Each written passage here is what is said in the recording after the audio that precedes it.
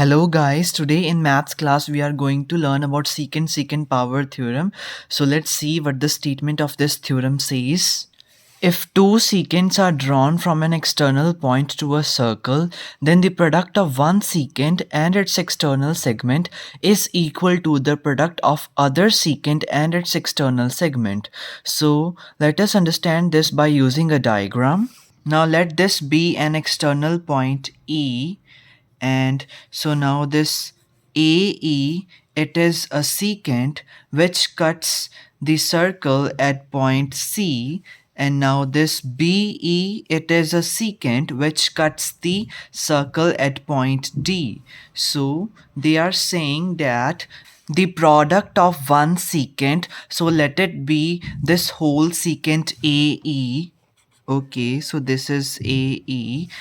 And now the external segment of this AE secant is this CE, because this is the part of the secant AE that is outside the circle. So this is the external part of this secant AE. So both the whole secant and its external part, so that is their product. So let us multiply this whole secant AE by its external part, which is CE. So this would be equal to the product of other secant and its external segment. So the other secant is BE and its external segment is DE. So this would be equal to BE, which is the whole secant, multiplied by its external part, and that is DE. So this is the thing that secant-secant power theorem states, that the products of secants and their external segments are equal. So let us understand it more by doing a numerical. Now let us suppose that this BD, it is 10, and this DE, it is 8, and this whole AE, it is 16.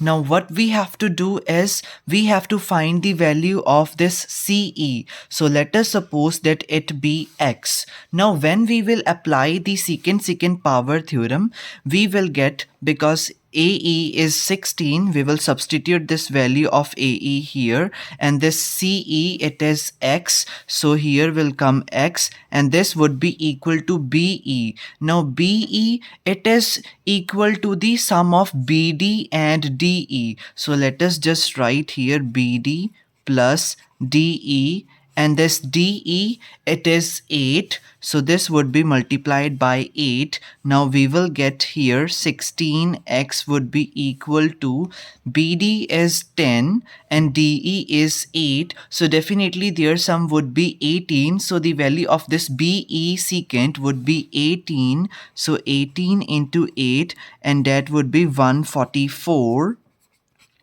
Now this simply means that X is equal to 9. So we have come to know the value of this external part of secant AE by using secant-secant power theorem. So this is how this theorem is applied whenever we have to find the value of the whole secant or some external part of it, or the internal part of the secant, that is inside the circle. So then this theorem can be applied. I hope that you would have understood what this theorem states and how it is applied. That's for today.